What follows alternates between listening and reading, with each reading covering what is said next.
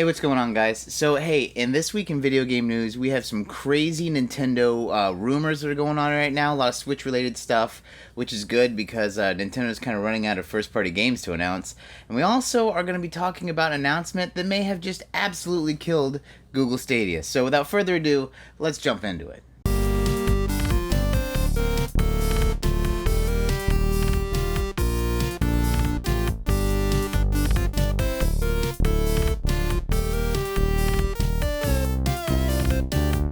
First thing I want to talk about is some of these crazy Nintendo rumors. First off, it's the 35th anniversary of the Nintendo, and by association, it's the 35th anniversary of Mario.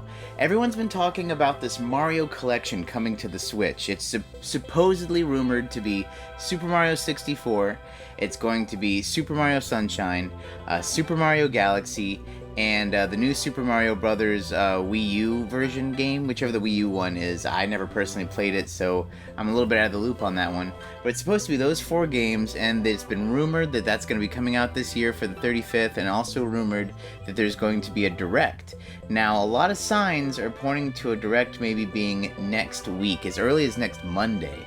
A lot of people are talking about the fact that there's a Twitter handle that has popped up that's called Mario 35th, that has basically, when you go to search for the email associated with it, it's a similar email that was used for other such announcements in the past. Now, I'm not saying that this is an absolute truth, because you can do all sorts of things to make fake emails that look very similar, and when you do a Twitter recovery, a lot of these emails are mostly stars, so you could just kind of line up the right amount of stars and make it seem like, oh, that's definitely nintendo.co.jp, or it could be nintendont@co.jp, so you can see where it could be flubbed. But a lot of people have been speculating this is what's going down, and the huge rumor is this announcement's going to be made next week. There's still no word on anything about this game, because everything's basically a rumor, but basically there's two trains of thought. One is saying that all four games will be broken up separately, and the other one is saying there'll be some sort of bundle, whether it's all four on one cartridge, or maybe the three retro games on one cartridge, and the Super Mario Wii U version has its own game re-release. It's all up in the air right now, but potentially they're kind of saying that there will be a Direct next week, as early as Monday. So what do you guys think about this? Are these games you're excited for on the Switch? Personally, I really would love to play Super Mario 64 again. I love that game. I like the DS version of it because there's like a nice, kind of little updated version of it. So we know what they can do with better controls, so I feel like it's going to play really well on the Switch. Now, there's a part 2 to this rumor. After that first leak kind of happened, where a lot of people are talking about this new Mario thing, another Twitter handle showed up, basically for FZero. Now, FZero has not seen love in a long time, so a lot of people are obviously huge fans of FZero. And the problem with something like this is, like I said earlier in the video, anyone could probably kind of fake this email kind of thing. Who knows what these Twitter handles are going to do, if they're real or not. But, if you're really getting hyped up for FZero, I think maybe temper your expectations on that one. Could easily be someone kind of writing the coattails of the more, we'll say, set in stone-ish version of the Mario rumor. But, what do you guys think? FZero has not been around in quite a while. It's a great series. I loved it on the Super Nintendo. I loved it on the GameCube. But, it needs to come back, in my opinion.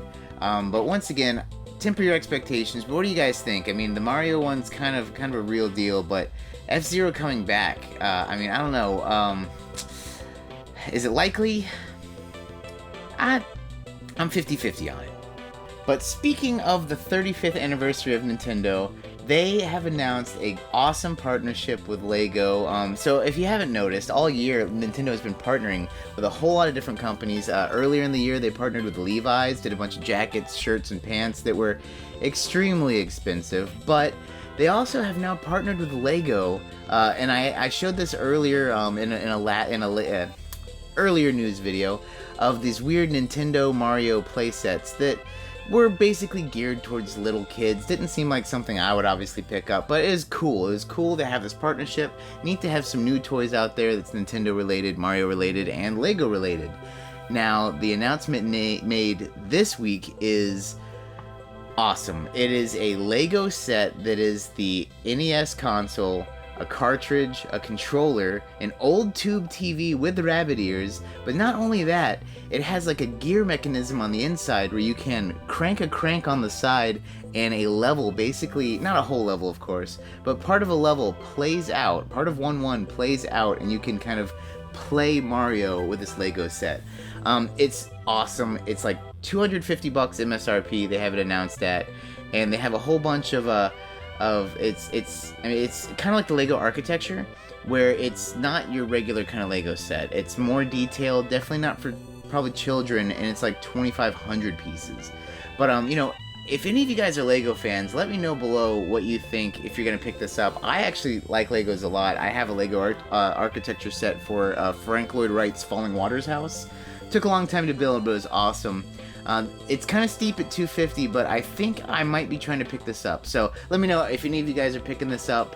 And if I do end up picking it up, maybe I'll do a little video on it. I don't know. Just let me know what you guys think in the comments. Last but not least, oh my gosh, Xbox made an announcement that I definitely believe is going to just kill the relevancy of Google Stadia. And if you are an Xbox owner, or if you subscribe to their Game Pass service, which you can do on the computer, it's a pretty good deal. Game Pass is $10 a month. Game Pass Ultimate, which comes with their Xbox Live service, the Gold service that has free games every month, is like $15 a month. And that service lets you have Game Pass, have Xbox Live Gold that comes with the free games every month, and it lets you have the Game Pass for the PC. So if you're a PC player, you can play that. Now, everyone knows that Stadia was really trying to capture this whole streaming gaming thing. There's been a lot of controversy with that. Their pricing was atrocious. Their controller was stupid. You had to buy the HD version of their dongle. They had no games, basically no exclusives. Their big launch was Destiny 2, which at that point was like 1.5 or 2 years old. No one was playing it. And then the people who love Destiny and got it for Stadia said it had horrible issues playing, lag, all sorts of stuff. And that brings us to this week. This week, Xbox announced that they are going to tie in their xCloud, which is already presumed to be the Stadia killer because they have a way better infrastructure already set up for gaming, and a lot of people believe it's going to be the way to do game streaming. They're including xCloud for free in the Game Pass Ultimate set. So if you're already paying the $15 a month, you now get xCloud for free. That's going to start in September. And Matt, I mean, that's a good deal even if you don't own an Xbox now, because now when you get that app on your computer or maybe on your phone or whatever devices are eligible to use it, you don't even need an Xbox anymore. And the big thing that why Xbox Game Pass is so cool is all of their first-party games are automatically on there day one. So granted, it's definitely known that Xbox does not have the best first-party games, and when they do, they're kind of few and far between. But it does have, Halo. It has, Sea of Thieves is a big one on there. All the Crackdown games, of course. All the Gears of War games. But I mean, just imagine paying $15 a month. You can't afford an Xbox Series X. The new Halo Infinite drops, and you can play it on your phone because you have the Xbox Game Pass Ultimate. Yeah, it's cheaper than Stadia now. It has more than Stadia now. And one of the big problems with Stadia is you're paying the monthly fee and then you don't have access. You still have to buy the games like full price, especially old games, which is like a huge part of the controversy. So with the Game Pass Ultimate, you're getting xCloud where you can stream the games basically for free, but also you have a list of hundreds of games you can stream via your Game Pass. It seems like a no-brainer. Obviously I'm very scared of the all-digital future, but just from a pure bargain standpoint, definitely the way to go. And like I said, I'm pretty sure this announcement has basically buried Google Stadia. But hey, what do you guys think about this announcement? It's kind of a big deal, I think. But are you into game streaming? Have you tried any of these services? If you have, I'd love to hear what you think about them. And if you haven't, and you are a Game Pass Ultimate user, are you going to be checking out the xCloud in September? So, I always like to ask questions, and usually they're kind of pertinent to something that's going on. But I think the question of the day for the news video today, which would be, I think this is going to be more of a fun one. What is your favorite offshoot game? Now, by offshoot game, I mean like non-mainline series. Like, if we're talking, you're talking Mario, then we'd say Mario Tennis would be an offshoot game. It's a hard choice for me. But I'm going to kind of throw an obscure one out there. It's actually part of the Mega Man collection on Xbox and PS2. But I love Mega Man the Power Fighters, specifically Mega Man the Power Fighters 2. I think that one was a little bit more fun. Cool co-op game, kind of a weird hybrid between Mega Man and a fighting game. They had Street Fighter combos you can put in it if you've never played it.